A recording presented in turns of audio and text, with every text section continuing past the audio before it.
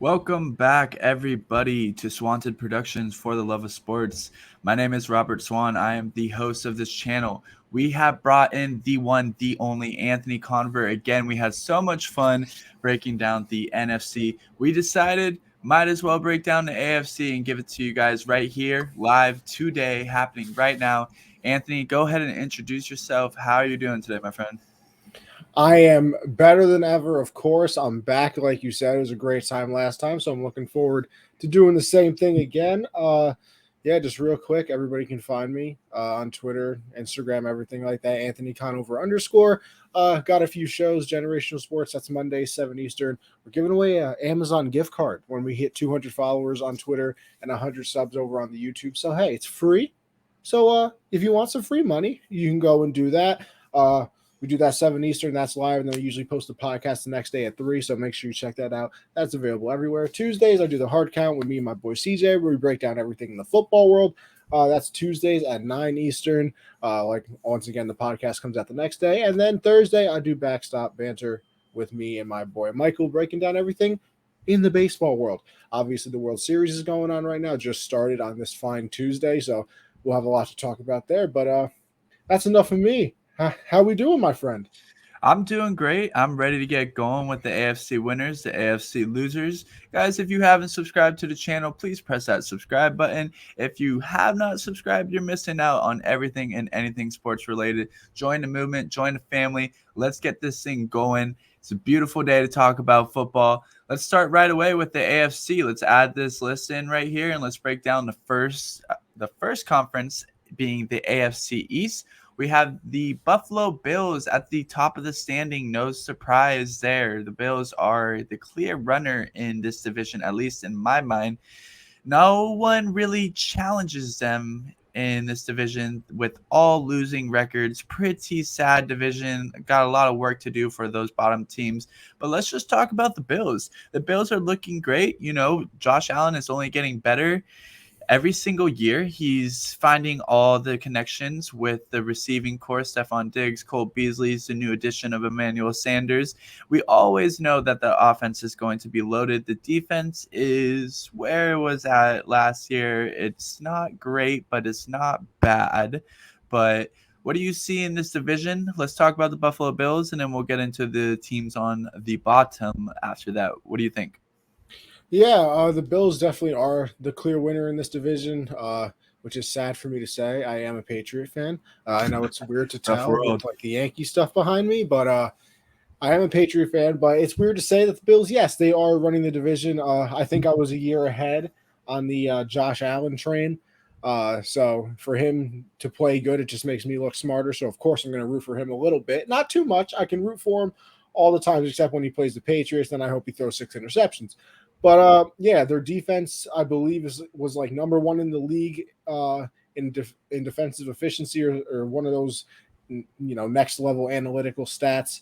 They lost that game to the Titans, and then we kind of looked at it a little side eyed, and then the Titans went and beat the Chiefs too. So definitely a tough loss for them. They might be a different pair of shoes away from winning that game if Josh Allen doesn't slip. But you look at Diggs, you look at Josh Allen, you look at Emmanuel Sanders that they brought over in free agency this year, which I thought was one of the biggest, under the radar signings of the year. Cole Beasley is still there, and Dawson Knox has come on this year a lot. One of the fan favorites for, or not one of the fan favorites, but one of the favorites for Josh Allen. So they're looking very, very solid.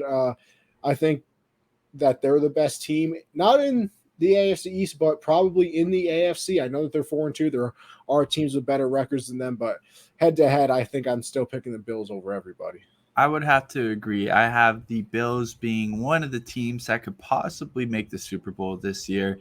And I do believe that loss to the Tennessee Titans can come back to bite them when we are going to talk about playoff seedings, because that could have an effect, because now the Titans, I believe, are 5-2, have the tiebreaker between them if it comes down to that. Besides the rest of the division, I know you're a Patriots fan. They got some work to do. Jets, it is just awful in the Jets in Miami. Yeah. Dolphins.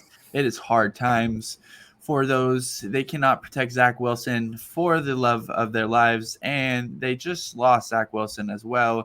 It's probably going to get even darker days in New York.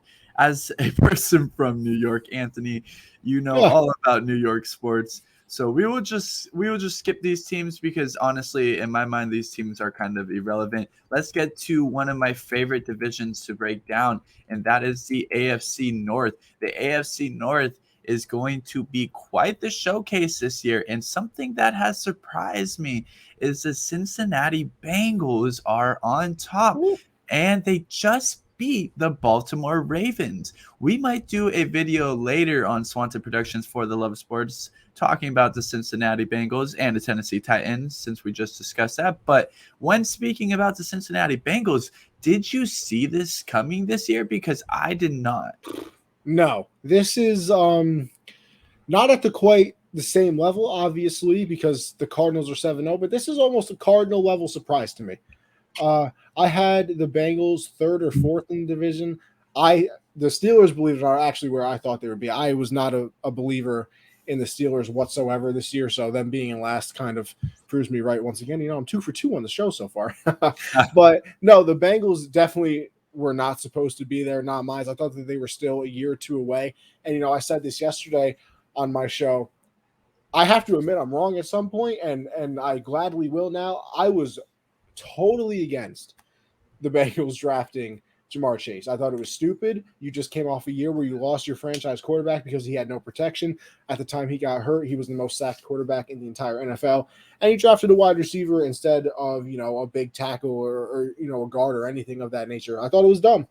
And, well, Jamar Chase is on his way to a historic season. I think at his current pace, which I hate, killing it. Kind of stupid. Killing paces it. are kind of stupid, but he, I believe he's on pace for the second most receptions, the most yards, and the third most touchdowns in a rookie season. I think he has like 7 or 8 right now, and we're halfway. He has 705 receiving yards, which is the most through 7 games in NFL history for a rookie, and he's playing unbelievable. I mean, he made Marlon Humphrey look bad, and Marlon Humphrey is a all-pro cornerback. Marlon Humphrey literally came out after the game and said, he owned me. I played bad. 8 catches, 205 yards, a touchdown, turned a 5-yard gain into an 84-yard touchdown. And at some point I'm wrong, and guess what? I was wrong. I would tell you not to worry because a lot of the media was also counting out Joe Burrow and Jamar Chase. They didn't want it to work. They didn't think it was going to work. But man, has it been working beautifully. That old chemistry has not changed. It is still there.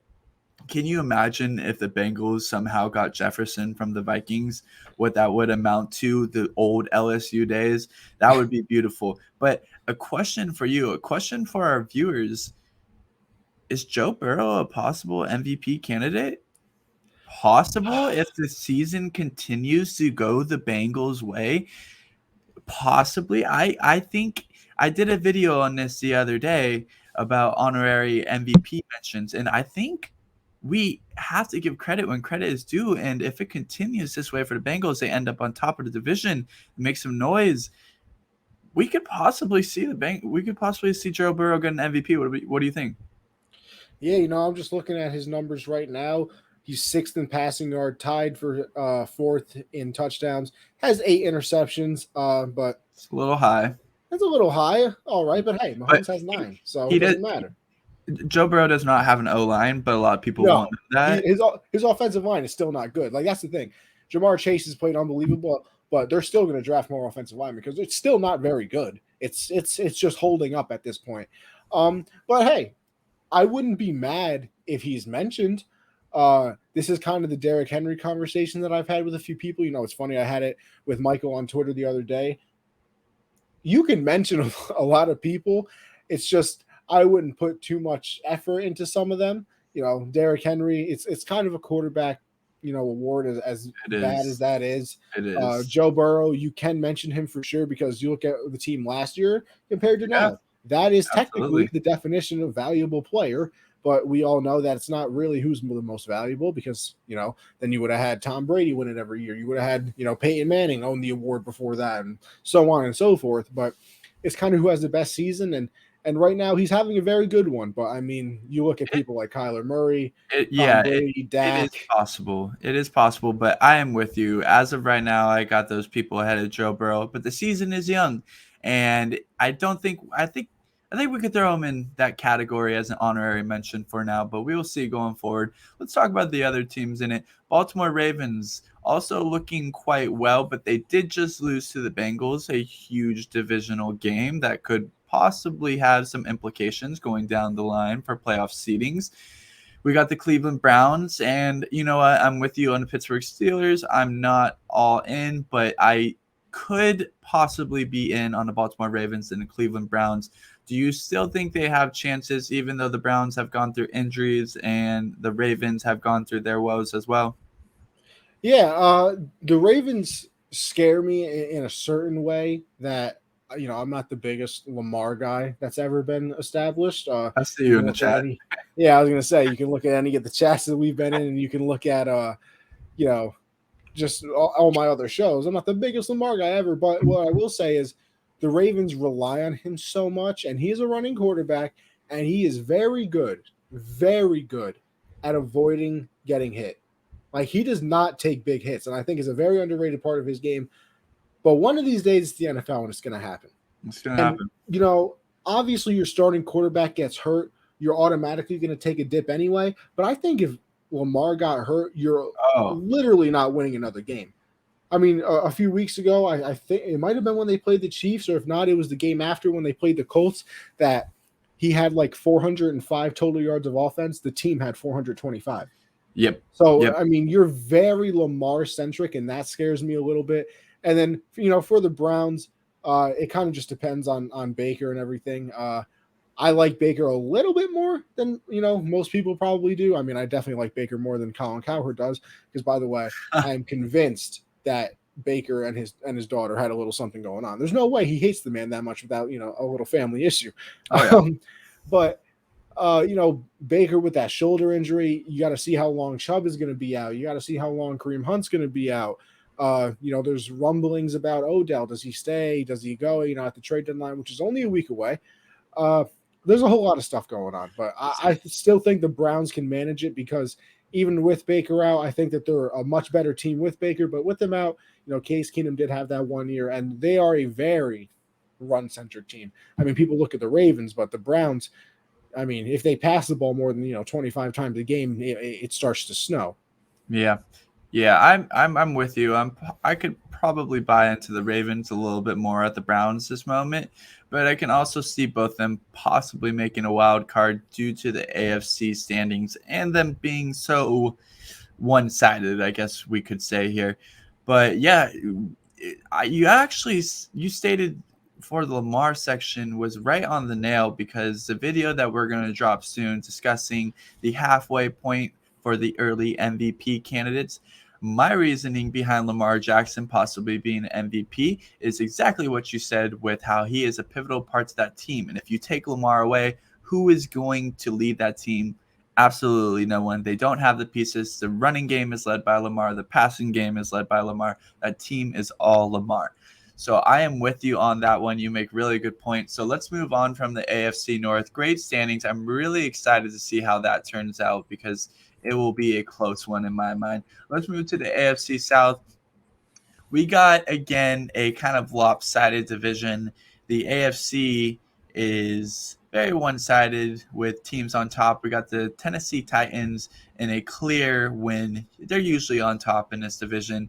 Then you got the Colts that are somewhat right there. They've had their ups, they've had their downs, and the Jacksonville Jaguars and the Texans are just, same with Miami. Barely even football teams. Yeah, it's just the AFC has some teams in there that are going through it, but that is being part of a sports organization. So you go through ups, you go through downs. That's why we have a draft. That's why you have high picks. But let's talk about the Tennessee Titans, because they are currently making some noise.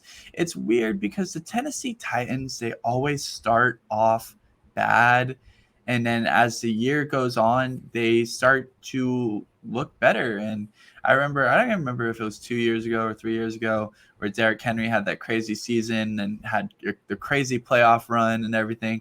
It's just by playoff time, they look ready to go. could we see some noise from the Tennessee Titans? They've made some noise, almost made it to the Super Bowl before, but what do we think? We have Derrick Henry, the clear number one running back in the NFL right now, making some noise. A very underrated quarterback in Ryan Tannehill. A great receiving core in A.J. Brown, which I think that they should go to more often because he is an animal. We got some pieces on defense. They're kind of bad through the air. They have their pros, they have their cons. Easily at the top of the division. What are we thinking? Yeah, it is kind of the same story with the Titans. We think that they're going to be, one of those next level teams. And by the time the playoffs come, something happens where, they end up losing one of the games that we think that they, should have won. I mean, let's be honest, they probably should have beat the Chiefs in that AFC Championship game.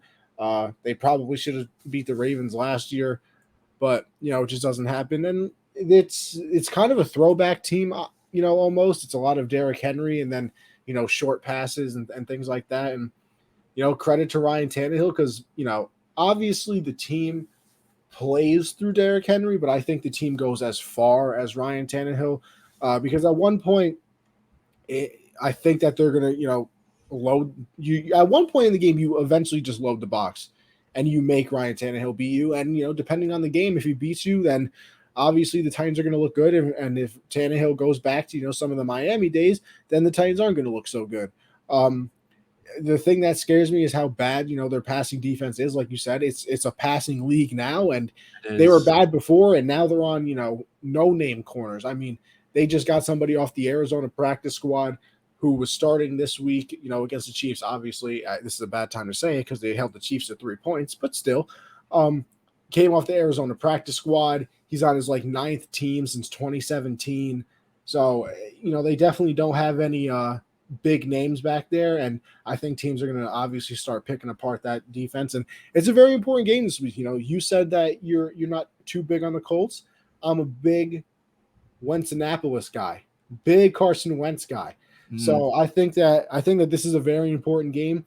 Titans and the Colts play each other. Obviously, if the Colts win, they're only a game back. Have they played each other yet in the season? No, I believe this is the first time they're playing each other. Okay, that is a huge game then for the Colts and for the Titans.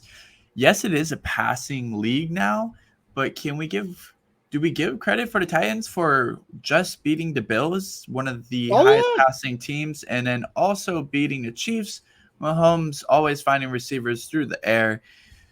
Are we buying into it yet? Are we saying that they could make some noise? Are we for sure on the Titans? Can we see them possibly going to the Super Bowl? Because they have proved that they can beat teams in the regular season, but like you said, it's a different game in playoffs. So yeah, we'll see the next game with the Colts. I believe you're right. This is a huge game.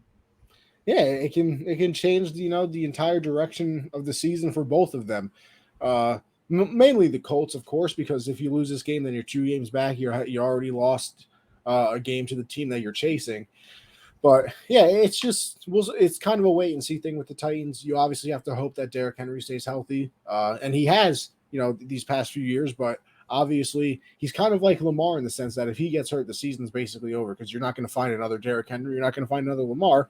So it's true. Very much based on him because if he stays healthy and they can run the ball and they can play off the play action like they like to do. They added Julio in the offseason. He's still being bothered by a hamstring a little bit, so you got to hope that he's healthy. As always. Yeah, it seems like Julio the past few years is always hurt, which sucks because we obviously saw his prime, and want to talk about an animal. Yeah, absolutely. Well, I can see – I'm with you. I can see it going either way for the Titans and the Colts. Did you find out if they have played each other before? I did not. Let me check, though. I do believe, though, that this is the first time that they're playing each other. Obviously, I'm not 100%. Let's see. I got the Titans right here. Oh, yeah, you're right. They did play each other already. The Titans won 25-16 in week 3. So this is a very huge game for the Yeah, Colts. The this is Colts, I very guess you could important. say you need this game in order Yeah, this is to. a must-win for the Colts if they want a chance. And it's a must-win to win the division, let me say, because that last wild card spot is probably going to come down to game 17 now. Oh yeah, absolutely. They just keep on adding wild cards. They add games, more viewers, and you know what that means, Anthony? More More money, money. baby. More money, baby. All right, let's move on to the last division. We're going to talk about an interesting division, the AFC West. A great division. So many surprises this year. We got the Las Vegas Raiders on top at the moment because the Chargers had a bye last week, but they do have the tiebreaker between the Raiders. So if the Chargers win this week, they will be back on top. We got the Kansas City Chiefs, a disappointing season. Me and Dustin Hunt did a show on the Kansas City Chiefs. If you guys want to check that out, we did it a couple weeks ago on whether the Kansas City Chiefs should be worried. And I believe that we were both right that fans should now be worried about the Kansas City Chiefs, especially with the schedule that they have going forward. And we got the Denver Broncos on the bottom as well, joining the Kansas City Chiefs. You know, to me, Anthony, I don't know if I'm all in on the Raiders. It's just they go to the running game a lot, but the running game isn't super efficient. Derek Carr, throughout the first couple of weeks, was having one of the best seasons through a quarterback, the most yards through the air. I believe he had the most touchdowns at one point. But I don't know if I can trust Carr with the inconsistency. You know, sometimes the Raiders, they look great, and then sometimes they fold. So if you're asking me, I believe that the Chargers will be on top this year. They're having an amazing season. They have so many weapons around Herbert. Yes, Herbert might fold in the playoffs because he hasn't seen anything like that. But as far as regular season, I don't know. What do we see from this division? Can the Chiefs catch up? Do you see the Chargers on top? Will the Las Vegas Raiders finish? What are we thinking here? This is a great division. I love it. Yeah, I don't know why anybody's surprised. Obviously, everybody had the Raiders and the Chargers 1 and 2 in the division coming into the year. No, but yeah, I agree with you. I wholeheartedly agree with you. I think the Chargers are going to end up winning this division. I picked them to make the playoffs this year. I didn't think that they were going to be this good. Obviously, Justin Herbert is another quarterback that we were talking about MVPs before. You can throw into that conversation. Like you said, they had the bye week this week, so we obviously didn't get to see him play, but that's definitely not a name to forget. And I have the Chargers. I know, and people can get mad at me and think it's Raven hate. I know they lost to the Ravens, got smacked, in fact. But I still think that the Chargers are the second best team in the AFC. The way Herbert's playing, how good Keenan Allen is, Austin Eckler has stayed healthy this year. Mike Williams is playing very well. I mean, the whole team is just playing very well. I think the Ravens matchup is very bad for them because their run defense is not the best. Yes. But that's what I was going to really say. like Is you were talking about everything offense there, but the one problem with the Chargers is their defense and how they cannot stop the run. So as far as matchups, they match up horribly against Baltimore because Baltimore loves to run the ball. So yes, I believe the Chargers are loaded on offense. The question will come down to can they stop the run in early on in the season and finishing the season as well. So do we believe in the Chiefs coming back for this as well? No, I have zero faith in the Chiefs. Now, once again, Patriot fan, so actually it doesn't really make sense, but I just don't like the Chiefs anyway. Especially because, I don't know why I don't like them. We beat them every time we played them.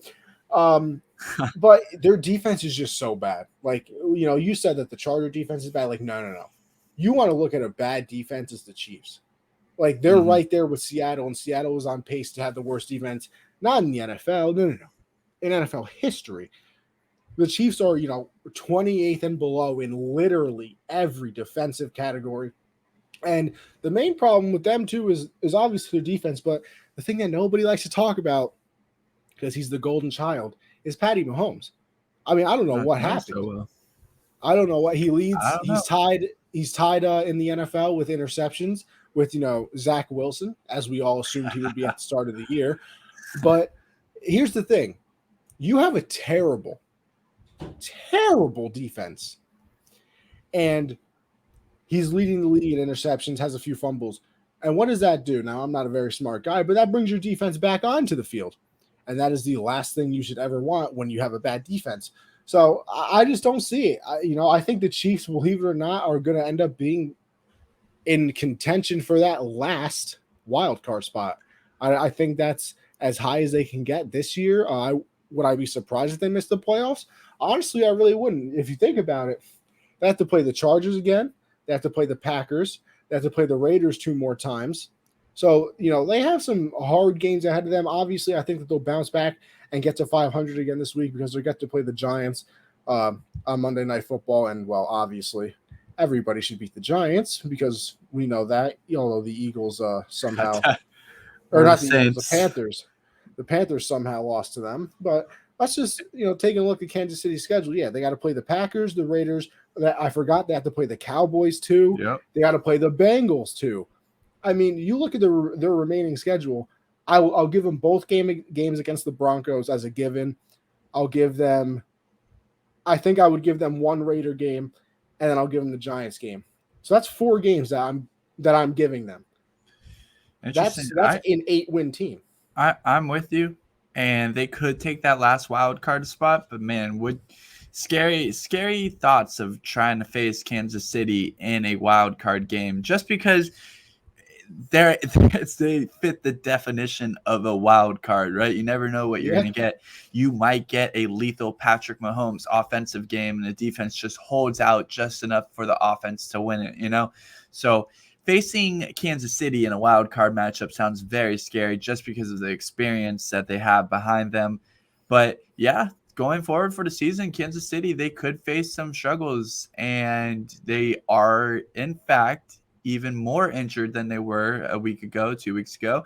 So we will see going forward about all of these divisions and all these teams. Anthony, this has been so much fun breaking down the AFC. I love doing this with you. I love talking football. My name is Robert Swan. I'm the host of For the Love of Sports. Before we go, Anthony, I'm going to let you say anything that you'd like to, and then we'll get out of here. Yeah, no, thank you for having me back on. Like you said, it's always a pleasure. We got sponsored for Generational Sports, so I'm going to plug that real quick. Underdog Fantasy, if you like making some money over there, you can pick some nice over-unders, do some drafts.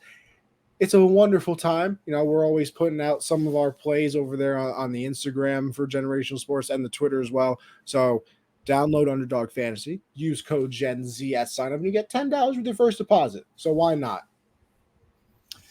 Awesome, man. Thank you so much again for coming on the show. We appreciate you. And guys, I hope you liked the video. We'll have more stuff coming out soon. Until then, be safe. Have a good night.